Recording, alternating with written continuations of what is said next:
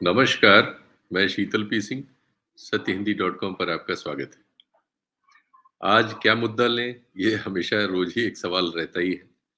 आज भी बहुत सारी घटनाएँ हैं। पहले जिन घटनाओं को मैं समझता हूँ कि आज उल्लेखनीय है, उनका एक-एक करके ज़िक्र कर देता हूँ और फिर उसमें से एक जो मैं आज का मुद्दा बनाना चाहता हूँ, उसके बारे में आपको बताऊँगा। वो मुद्दा दरअसल इस बारे में है कि हमारे 2 मीडिया संस्थानों ने देश के जो पोर्टल ये हैं, एक न्यूज़ लॉन्ड्री है और एक द न्यूज़ मिनट है। उन्होंने एक इन्वेस्टिगेटिव स्टोरी की है, बड़ी अच्छी स्टोरी है, बड़ी मेहनत करके उन दोनों ग्रुप्स ने उसको तैयार किया है और अपने प्लेटफ़ॉर्म्स पे रिलीज़ किया है। उससे संबंधित एक बयान भी कांग्रेस के बड़े नेता जयराम रमेश का आ गया है।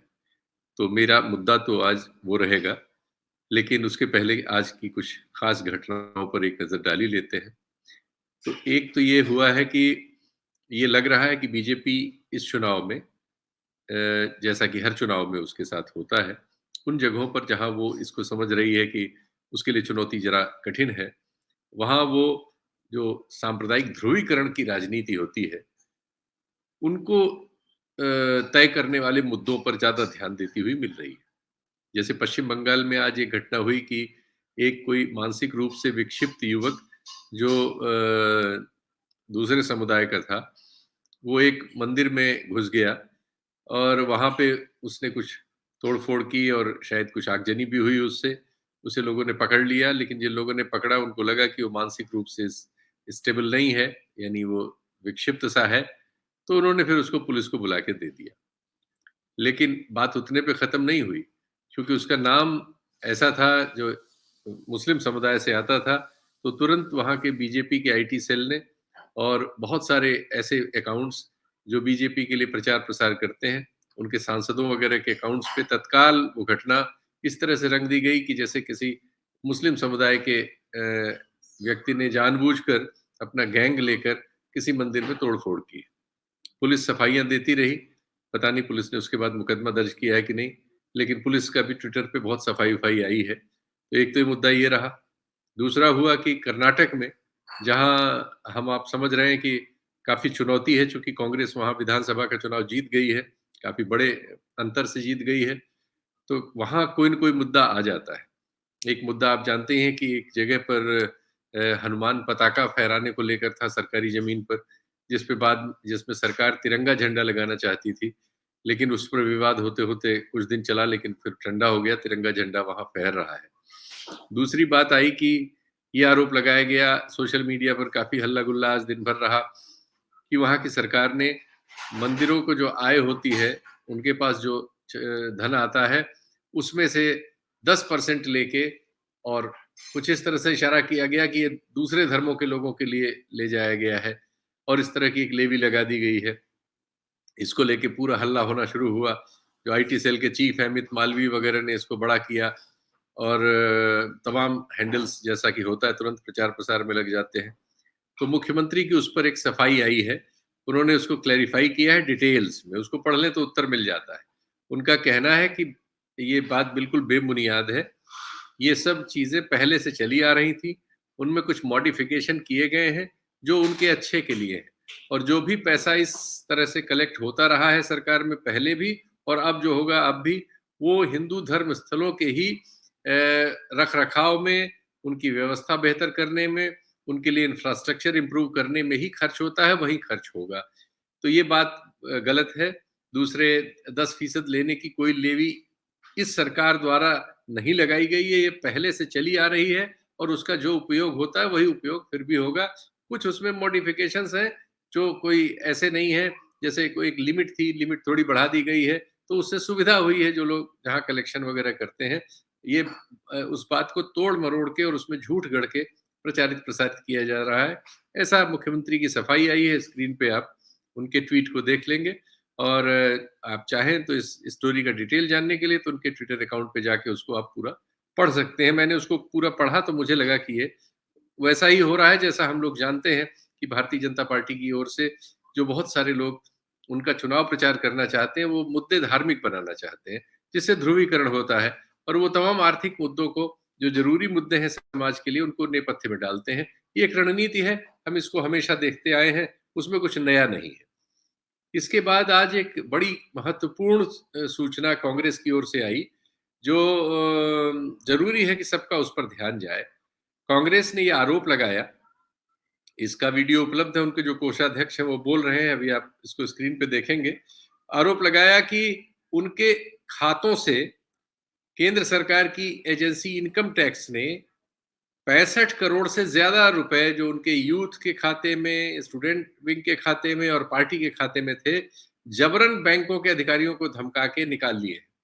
उनका कहना है कि एक टैक्स मैटर चल रहा है, जिसकी ट्रिब्यूनल में सुनवाई होनी थी और सुनवाई से ठीक 1 दिन पहले ये कार्रवाई की गई।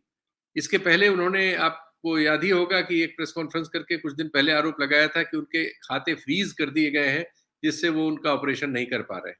और अब ये दूसरी सूचना आई है 4 दिन बाद कि उन फ्रीज किए हुए खातों से, जो उस दिन कहा गया था कि खोल दिए गए हैं, अब उनमें से पैसा निकाल लिया गया है, तो वो प्रैक्टिकली फ्रीज ही हो गए हैं। वो तब जब उनकी सुनवाई ट्रिब्यूनल में हो रही थी। तो ये एक थोड़ा-सा कड़वाहट पैदा करने वाली बात है कि चुनाव के वर्ष में देश की दूसरी सबसे बड़ी पार्टी के और जो राष्ट्रीय लेवल पर आपका विपक्ष है, उसके खातों के साथ इस तरह से छेड़छाड़ होना एजेंसियों के द्वारा, यानी उसको आप चाह रहे हैं कि उसकी वर्किंग रुक जाए और उसका काम-धाम रुक जाए। आप मतलब एजेंसियों के ज़रिए ऐसा करना, इसको कैसे सही ठहराया जा सकता है, ये बात मैं आप पर छोड़ देता हूँ।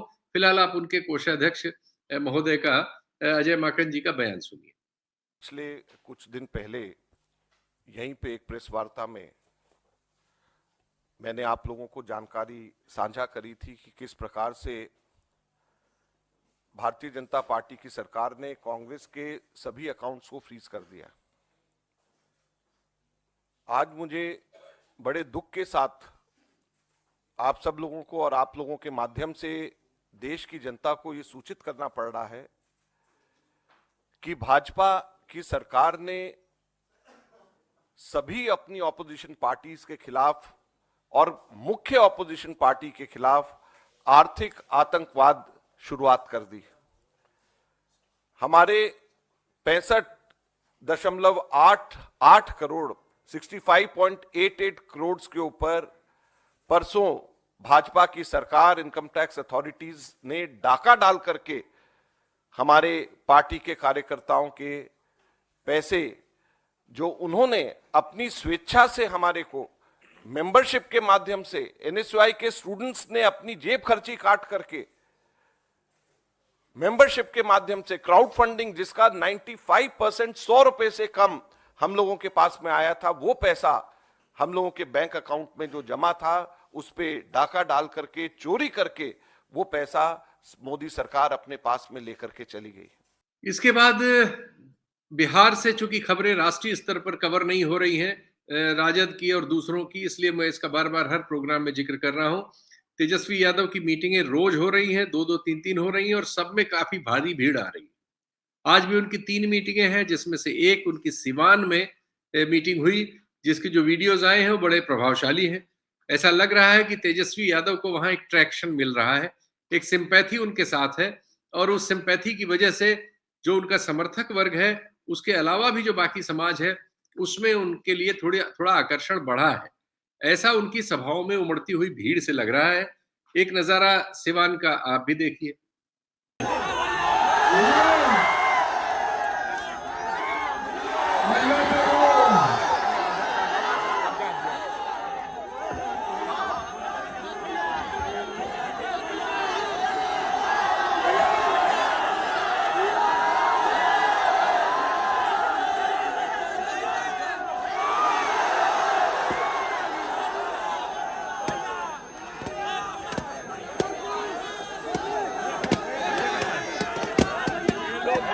इसके बाद मैं राहुल गांधी की यात्रा भी मीडिया में उस तरह से कवरेज नहीं पा रही है, ये आप जानते हैं।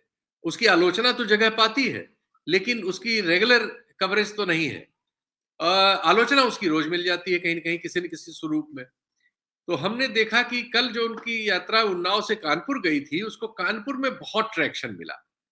उसकी वजह ये भी हो सकती है, कानपुर एक बहुत घनी आबादी वाला शहर है, लेकिन वो दूसरे दलों के लिए भी घनी आबादी वाला ही शहर है। तो राहुल गांधी को ट्रैक्शन तो मिला कानपुर में और बहुत भीड़ हुई, और उस भीड़ के दृश्य जो आए उनके अपने सोशल मीडिया अकाउंट्स पर, वो बड़े प्रभावशाली हैं। मैं ये नहीं कहता कि कोई कांग्रेस की लहर उत्तर प्रदेश में चल रही है, ऐसी कोई संभावना कहीं नहीं है, हम लोग हमेशा कहते रहे, लेकिन ये सच्चाई है और इसको नोट करना पड़ेगा कि उनकी इस यात्रा में तमाम लोग आए, तमाम लोग आ रहे हैं, लोग सुन रहे हैं, कौतूहल भी उसका कारण हो सकता है, और ऐसा भी हो सकता है कि समाज के किसी खास वर्ग विशेष में या किसी हिस्से में उनके लिए आकर्षण बढ़ा हो। खैर, चुनावी नतीजे इन सब चीजों की असली व्याख्या करेंगे। अभी तो हम लोग जो हमारे पास उपलब्ध सूचना है उसकी व्याख्या कर रहे हैं। तो एक नजारा कानपुर में कल उनकी रैली का भी आप ले लीजिए। आप सब दूर दूर से आए, दिल से आपका धन्यवाद, नमस्कार, जय हिंद। भारत जोड़ो यात्रा में आपने अपनी शक्ति दी, अपना प्यार दिया, अपनी मोहब्बत दी, मोहब्बत की दुकान खोली, दिल से आपका धन्यवाद करता हूं। जय हिंद। कि राहुल जी, अगर आप इस देश में गरीब हो, पिछड़े हो, दलित हो, आदिवासी हो, माइनॉरिटी के हो, तो आपको इस देश में न्याय नहीं मिल सकता। आप कुछ भी कर लो, आपको मीडिया में न्याय नहीं मिलेगा, आपको पुलिस से न्याय नहीं मिलेगा, आपको कोर्ट्स में न्याय नहीं मिलेगा, आपको बड़े बड़े ब्यूरोक्रेट से न्याय नहीं मिलेगा। आप जिंदगी भर न्याय घूमते फिरोगे, आपको न्याय नहीं मिल सकता। एक और घटना हुई जो आज महत्वपूर्ण बन गई। सतपाल मलिक, जो भारतीय जनता पार्टी की ओर से लंबे समय तक जगह जगह गवर्नर रहे और अब उनको एक सरकार के आलोचक की भूमिका में हम पाते हैं, उनके ऊपर एक कोई इंक्वायरी चल रही है। उनका तो ये कहना है कि उन्होंने ही शिकायत की थी, कुछ उद्योगपति वहां के कुछ फैसलों को बदलवाने के लिए गलत तौर तरीके अख्तियार कर रहे थे। उसकी जांच करने की जगह उन्हीं की जांच शुरू हो गई है। उस मामले में कई बार छापा छुपी हो चुकी है। आज फिर उनके घर, उनके गांव के घर, उनके जान पहचान वालों के यहाँ कई जगह छापे मारने की खबर सवेरे से चल रही है। वो अस्पताल में भर्ती हैं, मैक्स अस्पताल में। उन्होंने वहीं से ट्वीट करके बताया है कि उनके घर मार लें जितना छापा मारना है, कुछ कुर्ते पैजामों के अलावा वहां कुछ नहीं है, न कुछ मिलेगा। और उन्होंने कहा कि वो सब उनके बारे में जानते हैं। वो उनको इसलिए कि वो उन सवालों पर बोल रहे हैं जो सवाल वो समझते हैं कि समाज में बोलने लायक है, इसलिए उनके खिलाफ ये सब कार्रवाई हो रही है। उन्होंने पुलवामा वगैरह का फिर से जिक्र किया, जो वो हमेशा करते रहे हैं। और उनके जो आरोप हैं ज्यादातर आप जानते हैं, किसानों के मुद्दे पर वो सरकार से उनकी असहमति है। तो ये आप चीजें जानते हैं। तो सतपाल मलिक जी का इस तरह का एक बयान पुराना है, लेकिन सुन लीजिए। पुलवामा के शहीद इसलिए हुए कि उन्होंने 5 जहाज मांगे थे, वो नहीं दिए, 4 महीने तक लटकाए रखे। तो मैंने इसको फोन किया, मैंने कहा हमारी गलती से हुआ है, अदानी तो आपने इसकी चिपका दिया, वो तो छूटेगा नहीं। गांव चला गया अदानी का। वो 20,000 का आपने उठाया था, 20,000 को इतना बड़ा इन्वेस्टमेंट कहाँ से आएगा? मगर वो भी मीडिया ने कहीं नहीं उठाया। अडानी ने बड़े बड़े गोदाम बना लिए, फसलें एक दाम पे खरीद ली, अगले साल उनके दाम बढ़ जाएंगे, वो बेचेगा। मणिपुर के बारे में क्या राय आप? फेल्योर है सरकार की। चीफ मिनिस्टर जा नहीं सकता, कुछ कर नहीं सकता, लेकिन उसको अभी तक हटा नहीं रहे हैं। जब भी हम किसी से बात करते हैं एकदम आक्रमण शुरू हो जाता है। तो करते रहते हैं। इसके बाद आज एक और डेवलपमेंट हुआ है, वो है आप और कांग्रेस पार्टी का, उनकी सीट शेयरिंग हो गई। कल जो सीट शेयरिंग उत्तर प्रदेश में हो गई थी समाजवादी पार्टी और कांग्रेस के बीच, और जिसमें मध्य प्रदेश की भी एक सीट शामिल हुई थी, आज आम आदमी पार्टी से राष्ट्रीय स्तर पर सीट शेयरिंग हो गई। ऐसी खबरें बहुत मीडिया में आई है और हमारे सूत्रों ने भी इसको कंफर्म किया है। इस सीट शेयरिंग के हिसाब से दिल्ली में 4 और 3 का आंकड़ा रहेगा, 4 आम आदमी पार्टी और 3 कांग्रेस पार्टी। चंडीगढ़ की सीट आम आदमी पार्टी ने कांग्रेस के लिए छोड़ दी है। कांग्रेस ने इसके एवज में हरियाणा में 1 सीट आम आदमी पार्टी को दी है, 1 सीट आसाम में दी है और 2 सीट गुजरात में दी है। पंजाब में दोनों पार्टियां आमने सामने लड़ेंगी। वहां की परिस्थिति के अनुसार ये टेक्निकल फैसला है। हाँ, इसके बारे में, टेक्निकल फैसले के बारे में बहुत बार हम लोग बात कर चुके हैं। तो आप कह सकते हैं कि 2 दिनों से पिछले जो इंडिया का गठबंधन है उसकी ओर से कुछ ऐसे संकेत आ रहे हैं जिनको पॉजिटिव कहा जा सकता है, क्योंकि इसके पहले जितनी बातें आ रही थी सब जगह से कठिनाई की और टूट जाने की, लोगों के अलग हो जाने की, इस्तीफा देने की, इस तरह की खबरें थी। अब खबरें बदलना शुरू हुई हैं और ये दोनों बड़ी खबरें हैं। उत्तर भारत के लिहाज से ये काफी बड़ी सूचनाएं हैं, क्योंकि बिहार में तो जो गठबंधन जितना बचा है वो रहना है और तेजस्वी उसका नेतृत्व वहां करते हुए मिल रहे हैं। उत्तर प्रदेश में अखिलेश नेतृत्व करेंगे तो यहां भी तय हो गया है। और पंजाब, चंडीगढ़, हरियाणा, दिल्ली, इस एरिया में आम आदमी पार्टी का जो प्रभाव है, वहां कांग्रेस और आम आदमी पार्टी की पंजाब में टैक्टिकल और रेस्ट ऑफ एरिया में सीट शेयरिंग साफ साफ हो गई है। तो ये कह सकते हैं कि इस गठबंधन के लिए ये एक पॉजिटिव खबर आज फिर दूसरी आई है। इसके बाद आज की जो स्टोरी है उस पर बात करते हैं। उससे पहले आपको जयराम रमेश जी का ये वीडियो सुनवा देते हैं, फिर मैं इस पे आपसे बात करता हूं। कल पढ़ा होगा कि मोदी सरकार ने 30 निजी कंपनियों के खिलाफ ईडी और इनकम टैक्स छोड़ा और ये कंपनियां जिनके खिलाफ ये जांच हो रही थी, इन्होंने तब उचित समझा कि हम चंदा दें बीजेपी पार्टी को, और बीजेपी पार्टी ने 330 करोड़ रुपया कमाया चंदा के रूप में इन 30 कंपनियों से। ईडी और सीबीआई और इनकम टैक्स छोड़ो कंपनियों के पीछे, धमकी दो और चंदा वसूल करो। ये एक दूसरा तरीका है। पहला तरीका कांग्रेस पार्टी को अपंग बनाओ, प्रमुख विपक्ष पार्टी को अपंग बनाओ, और दूसरा तरीका है निजी कंपनियों के पीछे ईडी छोड़ो, इनकम टैक्स छोड़ो, सीबीआई छोड़ो और वो अपने आप पटरी पर आ जाएंगे। ये 30 कंपनियों ने 335 करोड़ रुपया चंदा दिया है पिछले 2-3 सालों में, और ये इलेक्शन कमीशन के वेबसाइट पर है, कंपनियों के नाम है। तो आपने सुना कि जयराम रमेश जी कह रहे हैं कि द न्यूज मिनट और न्यूज लॉन्ड्री नाम के पोर्टल्स ने एक इन्वेस्टिगेशन करके उन तथ्यों का जो पब्लिक डोमेन में उपलब्ध है, यानी इसमें कोई ऐसे दस्तावेज नहीं थे जिनके बारे में कोई उन्होंने जासूसी की हो, उन्होंने जो उपलब्ध दस्तावेज हैं उनका ही एक तरह से उनका ऑडिट किया, और उनका ऑडिट करने से, उनकी स्क्रूटनी करने से उनके पास ये स्टोरी निकल के आई, जो स्टोरी बहुत ही खतरनाक है। और भारतीय लोकतंत्र के लिए ऐसे बहुत सारे प्रश्न हुए हैं जिनको खतरनाक कहा जा सकता है, जिनमें से एक अभी सुप्रीम कोर्ट ने स्ट्रक डाउन किया है, यानी वो जो बॉन्ड की स्कीम थी उसको उन्होंने पाया है कि ये हमारे संविधान के अनुरूप नहीं है।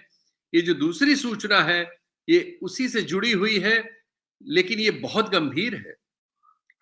ये इसलिए गंभीर है कि ये कह रही है कि उसने 30 कंपनियों की जिनके अकाउंट्स के डिटेल्स, जिनके द्वारा दिए गए भारतीय जनता पार्टी को चंदे के डिटेल्स पब्लिक डोमेन में चुनाव आयोग और अन्य एजेंसियों द्वारा पहले से मौजूद कराए गए हैं, उनकी स्क्रूटनी करने से ये पता चलता है, जैसा जयराम रमेश जी ने कहा, कि इन कंपनियों के खिलाफ हमारे केंद्र सरकार की एजेंसियां, जिनमें income tax, CBI, ED, NIA और अन्य एजेंसियां हैं, टैक्स की भी दूसरी एजेंसियां हैं, इन लोगों द्वारा पिछले 5 वर्षों में विभिन्न किस्म की छापेमारी वगैरह की कार्रवाइयां की गई। और आश्चर्यजनक यह है कि इन सभी ने भारतीय जनता पार्टी को, किसी को छापा पड़ने के तुरंत बाद, किसी को उसके बाद चंदे दिए। कुछ ऐसे भी थे जो पहले से छोटे-मोटे चंदे बीजेपी को दे रहे थे, लेकिन पिछले वर्षों में एब्सेंट रहे, उनके यहाँ छापे पड़े, तो उसके बाद उन्होंने बढ़ा के चंदे दिए। कुछ लोग कम चंदा दे रहे थे, उनके यहाँ छापे पड़े तो उन्होंने ज्यादा बढ़ा के चंदे दिए। और बहुत से ऐसे थे जिन्होंने कभी बीजेपी को चंदा नहीं दिया था, उन्होंने फिर छापा पड़ने के बाद बीजेपी को चंदा दिया। ये क्या बताता है?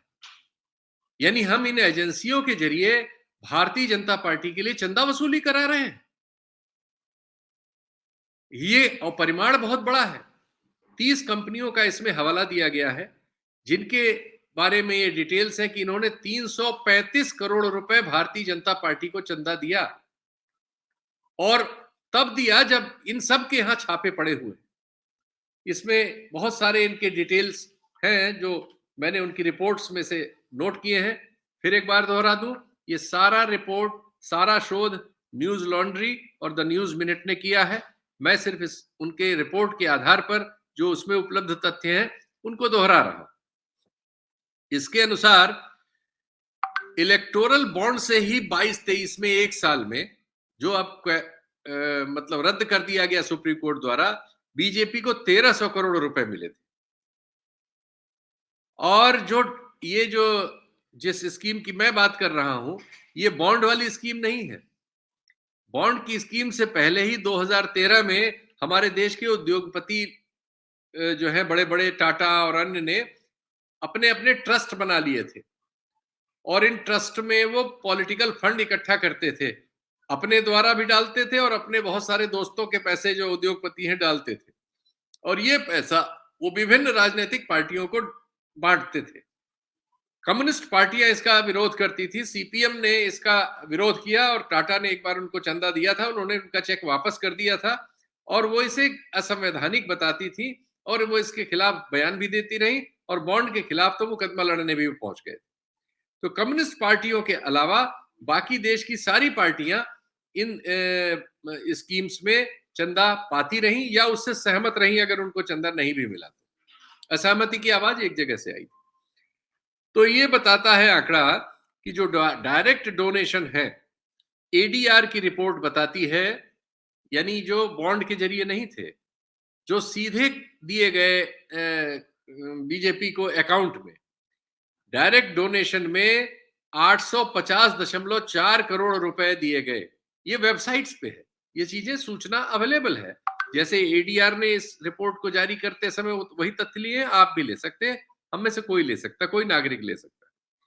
और उनका कहना है कि इस 850 करोड़ के टोटल डायरेक्ट डोनेशंस में से 719.8 यानी लगभग 720 करोड़ रुपए अकेले बीजेपी को मिला। हम जानते हैं कि बॉन्ड स्कीम में भी ऐसा बहुत बार हुआ है, आधे से ज्यादा तो बीजेपी के पास हमेशा गया है, लेकिन बहुत बार ऐसा हुआ है कि उनके पास 70%, 80%, 75%, कई बार 85% ऐसा पैसा उनके पास गया है। अब ये आंकड़े उसी को दोहराते हुए मिल रहे हैं। और 2018 से आज तक इलेक्टोरल बॉन्ड्स में हमारे देश में 16,518 करोड़ रुपए उद्योगपति घरानों ने डाला, और इसमें से आश्चर्यजनक यह है कि इसमें से ज्यादातर पैसा 1 करोड़ से ज्यादा के डिनोमिनेशन का है, यानी सब बहुत बड़े पैसे वालों ने ये पैसा डाला। इसके बाद 15 फरवरी को सुप्रीम कोर्ट का वर्डिक्ट आ ही गया, आपको पता ही है, जिसमें इलेक्टोरल बॉन्ड के जो स्कीम थी उसको गैर कानूनी बताया गया, और बहुत सख्त शब्दों में सुप्रीम कोर्ट ने कहा कि contribution made by companies are purely business transactions. कंपनियों द्वारा इस मद में दिया गया पैसा व्यापार में लगाने जैसा है, क्योंकि इसके जरिए जो धारणा है वो सरकार से फायदे उठाने की है। ये सुप्रीम कोर्ट ने अपने आदेश में लिखा है। मध्य प्रदेश स्थित एक डिस्टिलरी, ये रिपोर्ट बताती है कि उसके यहां छापा पड़ा, उसके मालिक को अरेस्ट कर लिया गया, फिर शायद माडवाली हुई तो उसको जमानत मिल गई, और जमानत मिलते ही उसने बीजेपी को एक बड़ा चंदा दिया। अब ये तथ्य जो है, ये इन्होंने जांच करके वो किया है और वो वेबसाइट पे ये डिटेल्स भी पूरे डालने वाले हैं। अभी स्टोरी 2 पार्ट में हुई है, बाकी पार्ट्स वो डिटेल डालेंगे, लेकिन वो फीस के साथ देखने को मिलेगी। लेकिन वो इसको सारे डिटेल्स डालने जा रहे हैं। तो उसमें से ये डिटेल आप सोचिए कितना खतरनाक है कि आपने एक डिस्टिलरी के आदमी पे छापा मारा, फिर उससे माडवाली हुई कि हम तेरी जमानत करा देंगे, केस वेस भी ठंडा मुंडा कर देंगे, तुम्हें इतने पैसे देने पड़ेंगे, और उसने इतने या उतने जो भी तय हुए एक बड़ी रकम आके बीजेपी के खाते में जमा की। इसके बाद एक वो नाम लेते हैं कि बाकी सारे ट्रस्ट जो 13 से बने थे वो तो बॉन्ड आने के बाद से बॉन्ड वाली स्कीम में चले गए, लेकिन एक ट्रस्ट फिर भी काम करता रहा जो एयरटेल वालों ने बनाया था, भारती ग्रुप की कंपनी ने, और वो था प्रूडेंट इलेक्टोरल ट्रस्ट। ये ज्यादातर पैसे इसी ट्रस्ट के माध्यम से आए हैं। ये उनकी स्टोरी में ये डिटेल आया है। वो बताते हैं, वो स्टोरी बताती है कि 23 कंपनियों ने इसी पिछले 5 साल के दौरान जिनके यहां छापे पड़े 187.58 करोड़ रुपए बीजेपी को चंदा दिया। 23 कंपनियों ने, ध्यान रखिएगा ये आंकड़े सुनने लायक है, जिनके यहां एजेंसियों ने छापे मारे, उन्होंने लगभग 188 करोड़ रुपए बीजेपी को चंदा दिया। और इसके पहले इन्होंने कभी बीजेपी को कोई चंदा नहीं दिया था। इसलिए यह आंकड़ा बहुत महत्वपूर्ण है। यानी छापे डाल के इनसे चंदा लिया गया।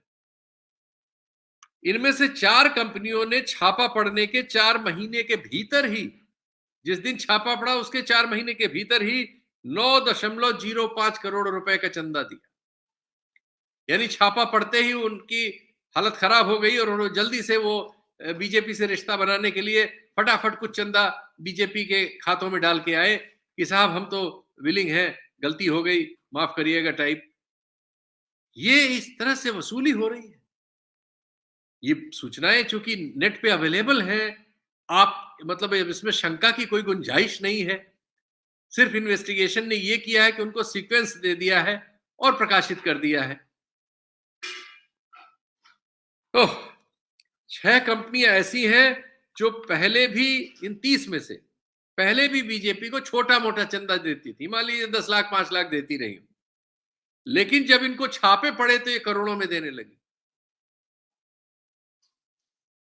6 और ऐसी कंपनियां हैं जिन्होंने पहले चंदा दे रखा था बीजेपी को, इधर 2-3 साल से रोक दिया था, जब उनके यहां छापे पड़े तो वो भी चंदा देने वाली कतार में आ गई।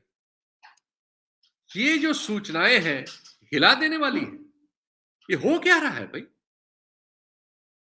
और ये अगर ऐसे ही हो रहा है, अगर इसमें नहीं है, क्योंकि ये तो सब तथ्य उपलब्ध हैं, सिर्फ उनको सीक्वेंसिंग की गई है, तो ये हमारे देश में तो एक आप कह सकते हैं कि ये तो लूट मची हुई है। आप कांग्रेस को उसके जेन्युइन खातों को इनकम टैक्स के जरिए बंद करा रहे हैं और व्यापारियों के यहां छापे मार के उनसे बीजेपी में चंदे ले रहे हैं। इसको कैसे आप सही ठहरा सकते हैं? कम से कम 3 दानदाता ऐसे हैं इसी लिस्ट में जो इस लिस्ट से बाहर है, जो 30 में से नहीं है, लेकिन उन पर आरोप लगे हैं कि उन्होंने बीजेपी को दान जो दिया उसके एवज में उनको केंद्र सरकार से ठेके पट्टी मिले हैं। वो तथ्य उपलब्ध है, उन पर आरोप पहले से लगे हुए हैं। और इसी अवधि में इन जिन 32 कंपनियों की जांच की गई, इनमें से सिर्फ 3 ने थोड़ा बहुत चंदा कांग्रेस को भी दिया। ये तथ्य है, कोरे तथ्य, सीधे सीधे तथ्य, बिना किसी लाग लपेट के। अब इसकी विवेचना और इसके बारे में धारणा, इसके बारे में सवाल सब आपके जिम्मे है। हमारा काम यह है कि हम वो सूचनाएं जो सरकार छुपाती है उनको आप तक ले आए, वो आप जाने, उसके बाद फैसला लेना आपका काम। हमारा काम इतना है, वो काम हम कर रहे हैं। धन्यवाद। फिर देखते रहिएगा सत्य हिंदी। नमस्कार। सत्य हिंदी का ऐप डाउनलोड करें गूगल प्ले स्टोर पर।